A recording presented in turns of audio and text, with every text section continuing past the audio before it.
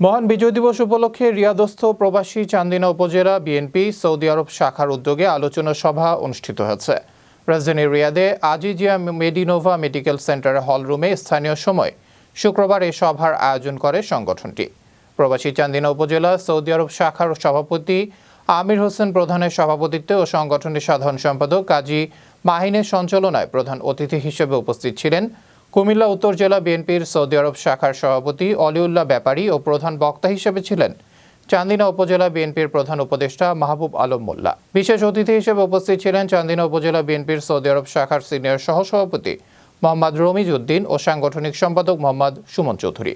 এ সময় আরও উপস্থিত ছিলেন সৌদি আরব পূর্বাঞ্চল কেন্দ্রীয় যুব দলের সাংগঠনিক সম্পাদক মোহাম্মদ রাজু পাটোয়ারি, চান্দিনা উপজেলা বিএনপির সৌদি আরবের যুগ্ম সাধারণ সম্পাদক হাজী মোহাম্মদ জান্নাত হোসেন ভূঁইয়া, উপজেলা বিএনপির সৌদি আরবের যুগ্ম সাধারণ সম্পাদক হাজী মোহাম্মদ জান্নাত হোসেন ভূঁইয়া এবং মাজহারুল ইসলাম মিটন, মোহাম্মদ বাকির শিকদার, শাহাবুদ্দিন, আলী আসগর সহ আরও অনেকে।